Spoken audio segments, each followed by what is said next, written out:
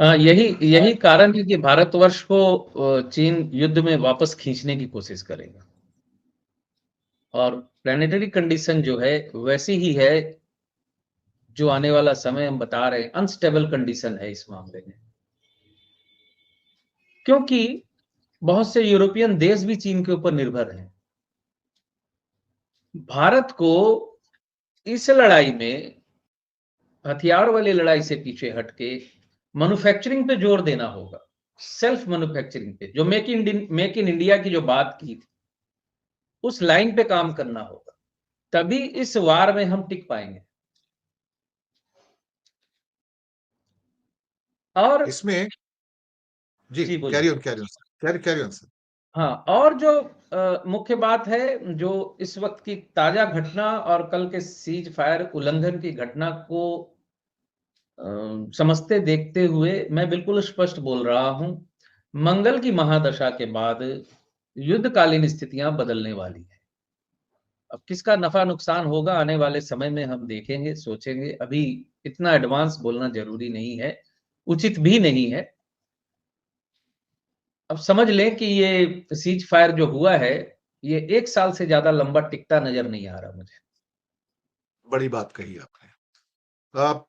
कल एक important tweet आता है जो चाइना के माइंडसेट को बताता है कि चाइना क्या एक्सेप्ट कर रहा है इस टाइम दुनिया में। सुपर पावर तो इंडिया भी इमर्ज हो गया ना, इसमें तो सही इंडिया ने अपनी शक्ति दिखाई तो है ना, दुनिया कांप तो गई ना ultimately.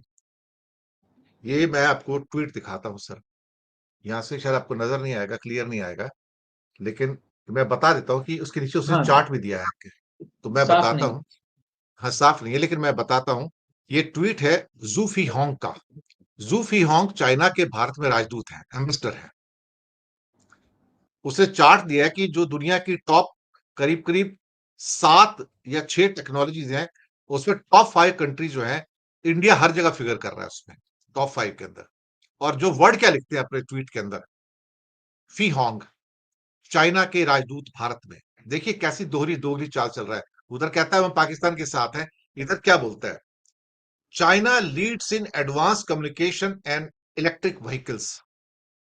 China leads in advance communication and electric vehicles. और आगे की जो लाइन लिखी है, इससे शायद बहुत सारे लोगों को चिढ़ हो जाएगी कि चाइना ने इन शब्दों का उपयोग क्यों किया। China leads in advance communication and electric vehicles while India shines in IT and innovation. Bharat चमक रहा है उसमें शानदार ढंग से। India shines in IT and innovation, both nations are advancing cutting edge technology, fostering global progress together. इसे sir किस रूप में देखा जाए sir, India shines in IT and innovation, ये चाइना कह रहा है।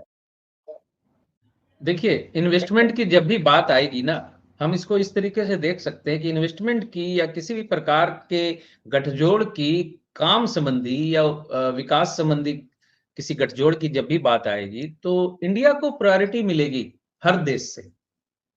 पाकिस्तान में कोई इतना बड़ा इन्वेस्टमेंट करके कोई किसी प्रकार की इंडस्ट्री खड़ी करने की कोई सोच भी नहीं सकता कि वहां पता नहीं कब प्रधानमंत्री बदल जाए और कब सेना बदल जाए। तो इसलिए चाइना पाकिस्तान के साथ खड़ा होता नजर आते हुए भी यहाँ की मार्केट को समझे या इतने बड़े देश को इग्नोर करके नहीं चल सकता। और ये अच्छी स्ट्रेटेजी है हमारे फेवर के लिए, हमारे लिए। आखिरी सवाल पे आते हैं। दुनिया के कुछ बहुत बड़े विशेषज्ञ हैं अंतर्राष्ट्रीय कूटनीति के, और उन्होंने कहा कि पिछले कुछ दिनों में, कुछ सालों में इंडिया का इजरायलीकरण हो गया, पाकिस्तान का हमासीकरण हुआ। आप देखिए शब्द मैं क्या यूज कर रहा हूं। अभी हमास के लोग पीओके में थे, उनके स्वागत किए गए, हार वार पहनाए गए उनको। और जो पहलगाम में हत्याएं हुई, वो हमास स्टाइल में पहली बार इंडिया में हुई हैं, पाकिस्तानियों के द्वारा, लश्कर तैयबा के द्वारा। क्योंकि पहले घुटनों के बल बिठाया जाता है, फिर गले पे और यहाँ पे गोली मार दी जाती है। ये हमास करता है sir, this is brutal way Hamas kills the people. पहली बार इन्होंने इस वे में इंडिया में कई लोगों को मारा, लश्कर तैयबा ने। तो पाकिस्तान का हमासीकरण हो गया और इंडिया का इजरायलीकरण हुआ।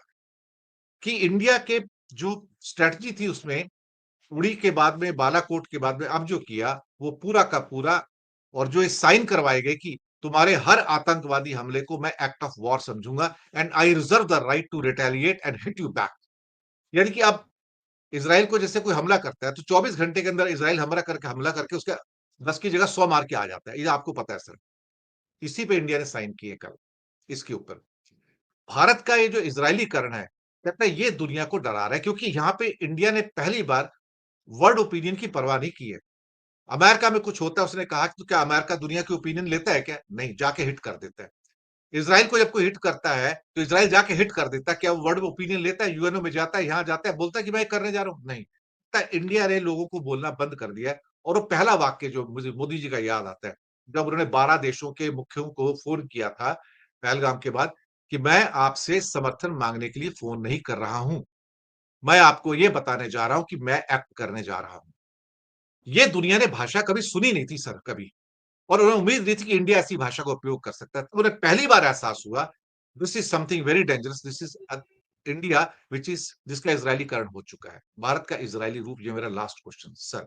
ऐसा क्या है कि इंडिया का इजरायलीकरण हो रहा है सर? अ, देखिए, पाकिस्तान के द्वारा लगातार आघात, लगातार उनके द्वारा टेररिस्ट एक्टिविटी जो भारतवर्ष के खिलाफ की जाती है, और ये पाकिस्तान की संजीवनी है, और वो लगातार करते रहे।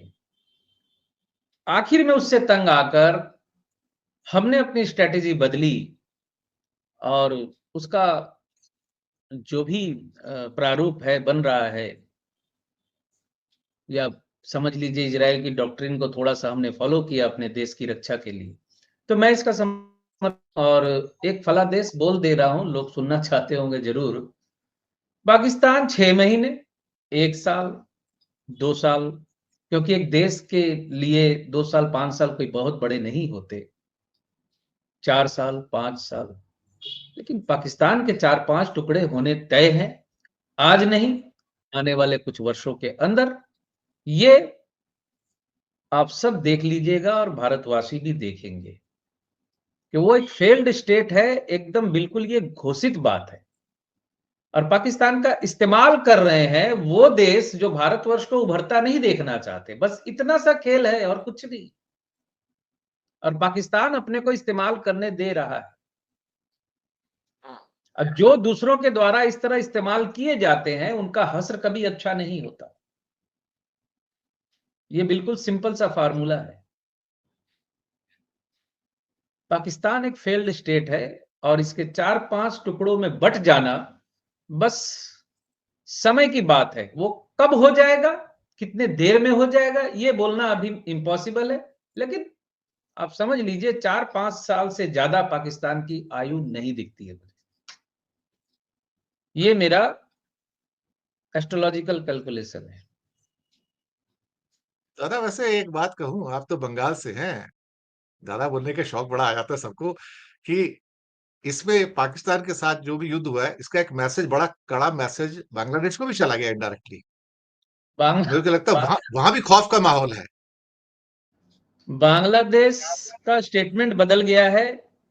बांग्लादेश के जो स्टेटमेंट अभी आए 1-2 दिन के अंदर, थोड़े बदले-बदले सुर हैं।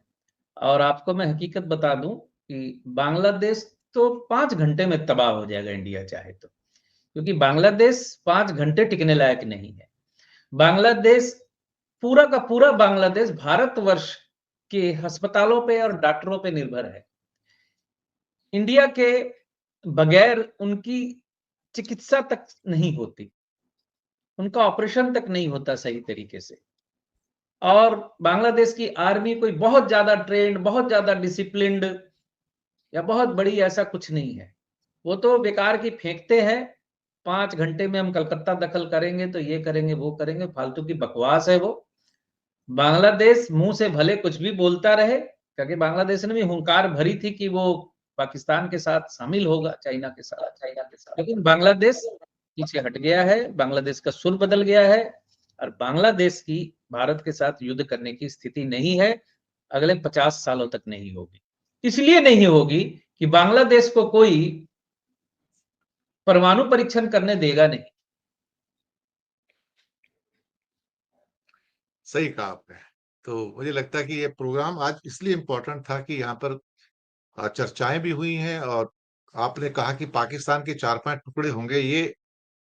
ये बात, इस बात का आभास मुझे भी हो रहा है कि पाकिस्तान विल नॉट सर्वाइव, ये मेरा भी अनुमान है कि उसके टुकड़े तो होंगे होंगे, और अभी बैक चैनल की वॉर तो चलती रहेगी, वो तो रुकने वाली है नहीं।